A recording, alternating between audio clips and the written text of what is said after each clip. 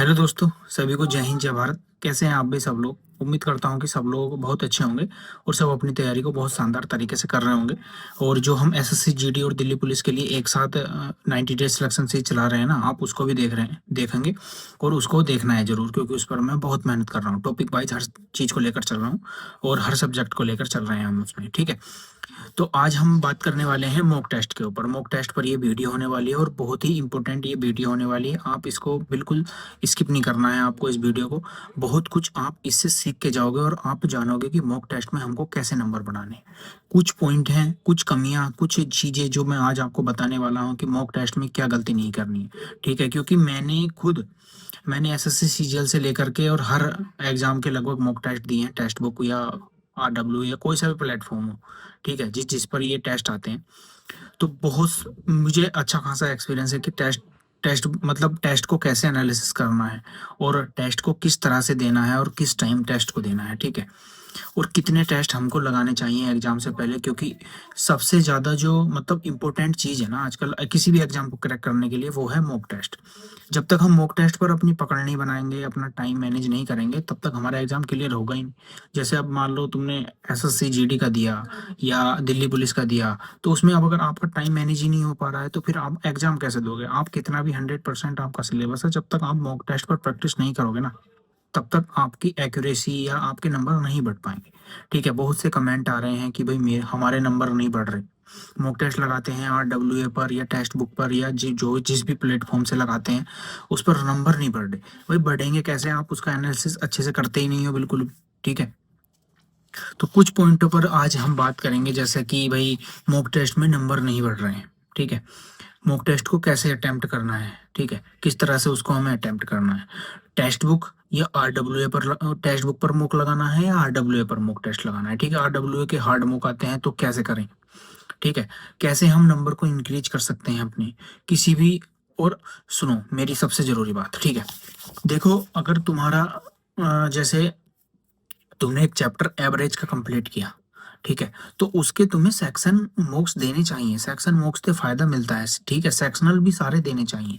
Sectional mixed question की practice करनी चाहिए, तभी तो हम एग्जाम में अप्रोच बना सकते हैं अपनी, ठीक है। हर एग्जाम को क्लियर करने की वही अप्रोच होती है कि तुम अच्छे से टाइम मैनेजमेंट करो, ठीक है, और अच्छे से अप्रोच लगाओ उस क्वेश्चन पर कि जिस तुम्हारे दिमाग में एकदम क्लिक होना चाहिए वो क्वेश्चन कि हाँ हमें ये एकदम बन रहा है।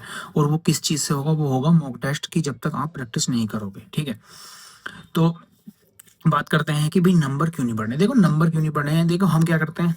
हमने मॉक टेस्ट लगाया, हमने मॉक टेस्ट लगाना स्टार्ट किया, मॉक टेस्ट हो गया खत्म, ठीक है। हमने सबमिट कर दिया, नंबर आए हमारे 100 में से 50, ठीक है। हमने क्या करा? हमारा हो गया दिमाग खराब, हमने कर दिया बंद। अब भैया ले हो गया तू बंद, अब हम नहीं देखेंगे तुझे बिल्कुल भी, ठीक है। अगले दिन मॉक टेस्ट लगाया, अगले दिन भी आए नंबर 52, हम नहीं देखेंगे तुझे बिल्कुल भी। हमारा हो गया डिमोटिवेटेड, हम हो गए, हमारा हो गया दिमाग खराब नंबर कमाने से, ठीक है। 4 दिन यही रहा। अब आता क्या है? अब आता है 5वें दिन, तुम्हारे नंबर आए 100 में से आ गए नंबर वही 75। तुम हो गए बहुत खुश, तुमने उसके सारे क्वेश्चन देख डाले, हर उसका एनालिसिस ऐसे कर दिया कि भाई इसमें 75 नंबर आए हैं, तो इसमें इतना अच्छा कर दिया कि बहुत बढ़िया तरीके से कि भाई इसके तो हर एक क्वेश्चन देखना है हमें, जितने भी हैं, कि हमारा कौन सा गलत नहीं। यही तो कमी है हमारी ये मन का, जिसमें नंबर कम आ रहे हैं उसका तो तुमने एनालिसिस किया नहीं, और जिसमें ज्यादा नंबर आ रहे हैं उसका तुमने सारे का एनालिसिस कर लिया। तो यही तो सबसे बड़ी कमी होती है, यही कमी मैं करता था शुरू में। तो कमी को अपनी सुधार, तो ये नहीं होना चाहिए। आपको हर हर टेस्ट का एनालिसिस करना है, उसकी अलग नोटबुक बनानी है, ठीक है। और फिर मॉक टेस्ट को अटेम्प्ट कैसे करना है? अटेम्प्ट करना है हमें सब्जेक्ट वाइज, यानी कि सबसे हल्का जो सब्जेक्ट है उसको सबसे पहले अटेम्प्ट करो, उसके बाद फिर और अपना टाइम बांध लो कि हमें इतने मिनट में इतना सब्जेक्ट खत्म कर देना है, बिल्कुल ये वाला, ठीक है।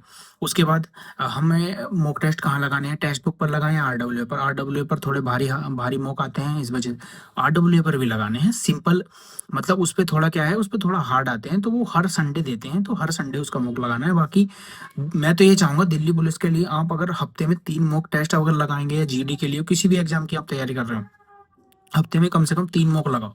टेक्स्ट बुक ले लो, टेक्स्ट बुक पर लगाओ मॉक, उस पर लेवल इजी टू हार्ड होता चला जाता है, ठीक है। ऐसे लगाओ टेस्ट, ठीक है। और अब हम कैसे नंबर हम इंक्रीज कर सकते हैं? देखो नंबर हमारे तभी इंक्रीज होंगे जब हम उसका बहुत अच्छे तरीके से एनालिसिस करेंगे। जैसे हमने पूरा मॉक टेस्ट कर दिया, कर दिया। चलो मत 15 मिनट का ब्रेक लो, उसके बाद आते हैं मॉक टेस्ट पे। एक को एक क्वेश्चन अब खोलते हैं हम। ठीक है, हमने ये वाला सही कर दिया, यो हमारी याद है, चलो ठीक है। अगला क्वेश्चन यो हमने सही कर दिया, यो हमारी याद है, चलो ठीक है। अब हमारा आ गया छठा क्वेश्चन। छठा क्वेश्चन हमसे नहीं बना, तो उसको टिक करो। टिक पे आएगा, नीचे समरी आएगी, उसको लिखो, मतलब उसको देखो, पढ़ो उसको, और जो उसको नोट करो अपनी नोटबुक में। ऐसे ही मैथ का करना है, ऐसे ही रीजनिंग का करना है, और ऐसे ही जिसका जो सब्जेक्ट है, इंग्लिश हो हिंदी हो, ऐसे ही उसका करना है।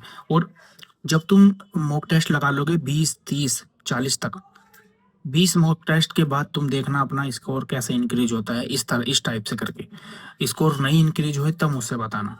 ऐसे होगा इंक्रीज मॉक टेस्ट में। और 1 घंटा निकालो, 1 घंटा डेली निकालना है तुमको मॉक टेस्ट के लिए।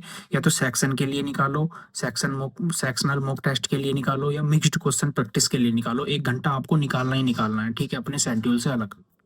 ठीक है, तो ये हो गई मॉक टेस्ट के ऊपर कि मॉक टेस्ट को हमको कैसे अटेम्प्ट करना है, इस तरह से अटेम्प्ट करना है। ठीक है, तो और देखो, मॉक टेस्ट लगाने में बिल्कुल वो मत करो कि हमारा सिलेबस नहीं हुआ तो हम मॉक टेस्ट लगा ही नहीं रहे हैं। मॉक टेस्ट लगाओ, जितने हो सकते हैं उतने लगाओ। लगातार 40 में आ जाएंगे कम नंबर, आगे 41, 42, 43 जो मॉक टेस्ट लगाओगे उनमें तो ज़्यादा आएंगे कम से कम। अगर तुम्हारे नंबर 50 से भी स्टार्टिंग हुए हैं तो 50 से जाकर अपने रोको 90, 90, 80 तक रोको उसको मॉक टेस्ट को।